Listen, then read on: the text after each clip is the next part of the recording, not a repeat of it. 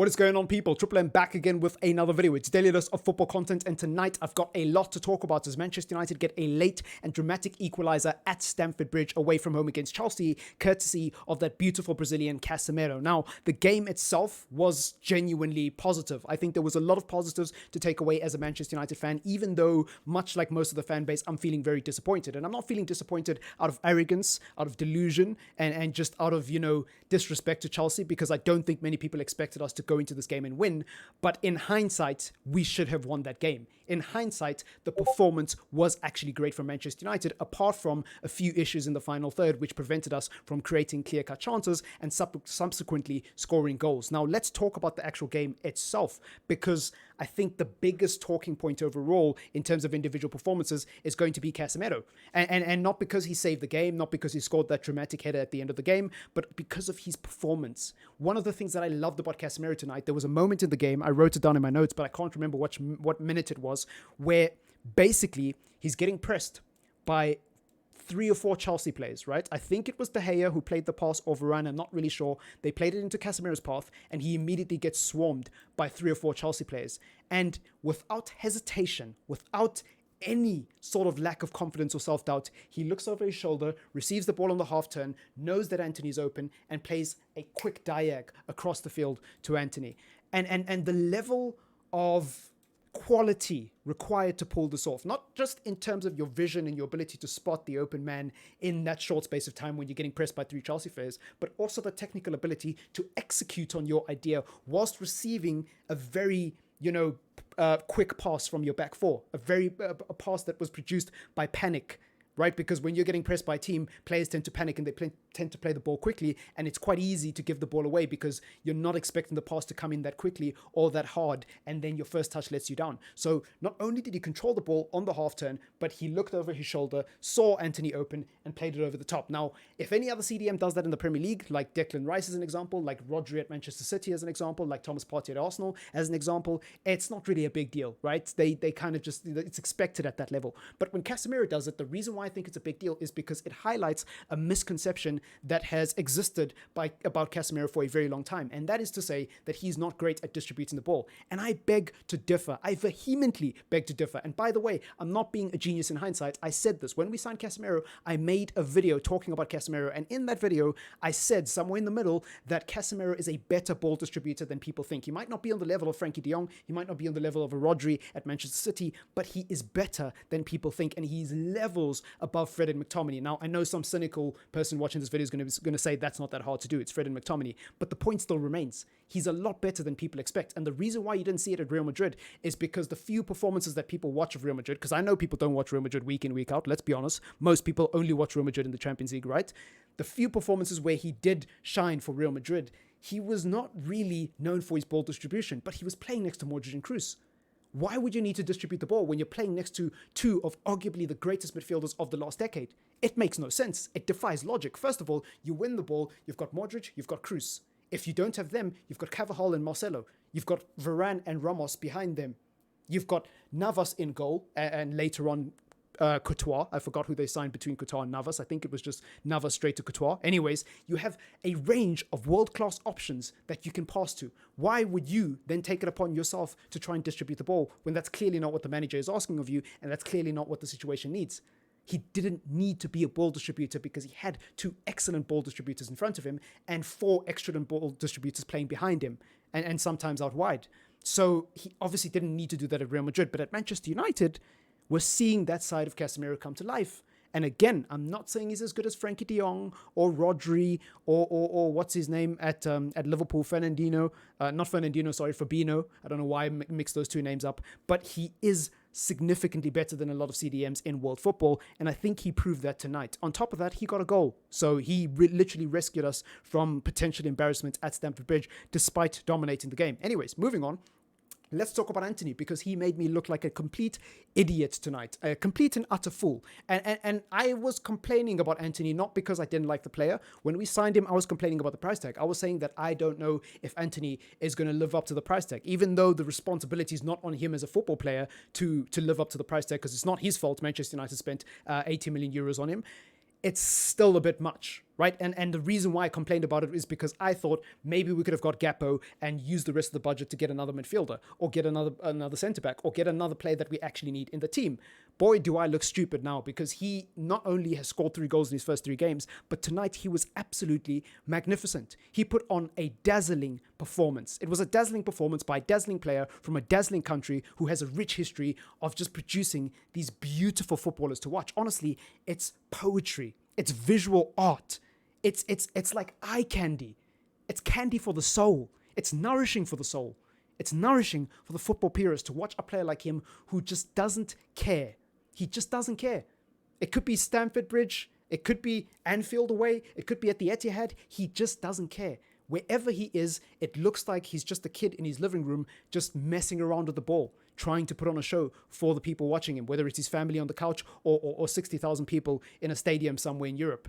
He doesn't change, and I love that about him. He's got that youthful element to him, that Brazilian samba to him. And you can see it. You saw it tonight a couple of times where he ran at Chelsea defenders. He even did a couple of tricks. Yes, those tricks didn't really lead to anything, but me personally, I like to see that. I know some football fans don't like to see that. They think it's a waste of time, it's a waste of energy. Not me. I like when players put on a show, especially wingers, because at the end of the day, that's what football should be about. It should be about entertainment. On top of that, he's producing, he's scoring goals, and he's getting assists. So I don't know what you want from him.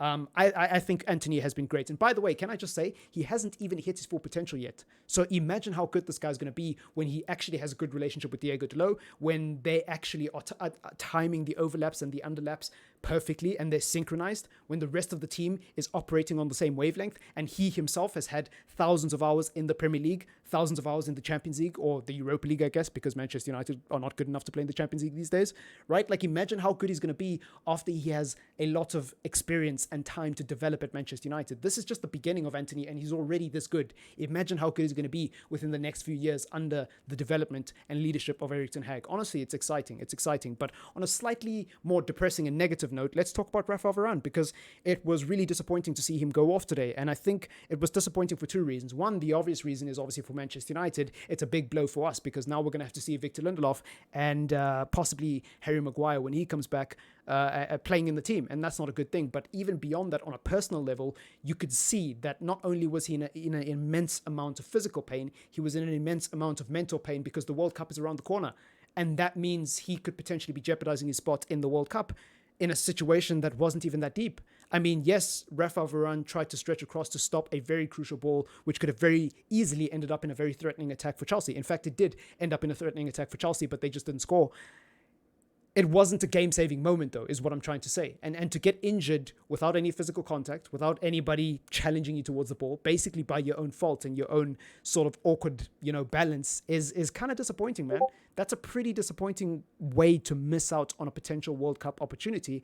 And really, I send him my best wishes, man. I hope he is fit and raring to go, not only for Manchester United over the next few weeks, but for France in the World Cup, because I really love Rafael Varane. I mean, if you're new to the channel, welcome, and thank you for clicking on the video, but Rafael Varane's my favorite player at Manchester United, followed by Bruno Fernandes, followed by Jadon Sancho, and then followed by the likes of Victor Lindelof. Yes, Victor Lindelof is actually one of my favorite players at United. I know it's unusual, but he is. And speaking of Victor Lindelof, when he came on tonight, I thought he was okay. Do I think he's good enough to start for Manchester United? No. Even though I like him, I don't think he is. But under the circumstances, I would rather him over Harry Maguire. And the reason why is because I think that Lindelof next to Martinez is actually not that bad. It's actually not that bad. Now, yes, it's not going to be on the level of Rafael Varane, but Victor Lindelof excels at pretty much the same things that Rafael Varane excels at. The only difference is Rafael Varane is more athletic, Rafael Varane is better in the air, Rafael Varane is quicker, and Rafael Varane just overall is a better defender. But they both read the game really well. They're both very passive defenders. Martinez is an aggressive defender. He's a very proactive defender. He's a defender who doesn't wait for the opposition to play the ball to decide what to do. He very much gets in your face and tries to take the ball off you. Whereas Varane and Lindelof, they are reactive defenders. They're not proactive, they're reactive. They see what the opposition does first, then they react. They read the game first, then they decide what to do. Martinez, on the other hand, does what he wants to do and then deals with the consequences later, right? And I think having those two defenders like that complements each other. So I think Lindelof playing next to Martinez is going to be a lot more, what's the word? It's going to be a lot better than when he was playing next to Maguire. That's just a personal opinion of mine, and I trust Lindelof. I think he's somebody who gives you a consistent 6 out of 10. Yes, he's not good enough to play for Manchester United week in, week out, but I do think he's good enough to be a squad player for Manchester United, and like I said, he's one of my favorite players at the club. A lot of people don't know that, but it is what it is. Anyways, let's talk about Jadon Sancho, because I think for a while now, people have been saying that we need to have a conversation about Jadon Sancho. Even I made a video talking about Jadon Sancho, and, it's getting depressing to see a player with such great technical ability and such great potential basically look like he doesn't care. And I know that Sancho does care, and Sancho is trying very hard to be a better player at Manchester United, but his body language doesn't suggest that. And just his overall demeanor, the fact that he's not closing down his runners, the fact that he's very sloppy on the ball. Today, for the first time in a long time, I saw Jadon Sancho not even do the basics, right? Usually, if Jadon Sancho's having a bad game, at least you can say he was retaining possession in the final third. He was offloading the responsibility up to other people and just very much keeping it simple. But today, he couldn't even do that right. The simple 5-yard passes, he was misplacing them. The first touch, he was just basically losing the ball and not being able to control it. The interplay with Eriksen wasn't there at all. And even though Eriksen started the game, him and Sancho did not link up in the way that they usually do. It was just terrible from him. And I think he really struggled tonight. I don't know why. I don't know how he's become this bad, but I do know that it's not going to get any better anytime soon, because Jadon Sancho is a system player. I've been saying this for weeks. I'm not the first person to say it, and I won't be the last person to say it, so I'm not taking credit for this idea. Many people have said it before me, and I've learned it through listening to other people, but he's a system player. He's not somebody who takes a game by the scruff of its neck and very much, impacts the game in the way that Anthony does, as an example. He's somebody who relies on interplay. He's somebody who relies on give and go. He's somebody who relies on being able to manipulate the ball and having people around him work really hard off the ball to make things happen. He's not the type of player who makes things happen on his own. He's not a direct winger who runs at players or runs into space and uses his pace and just his explosive energy to make things happen. He's not that type of player. Even though he has the technical ability, he very much is a player who relies on the system around him being built to suit his needs.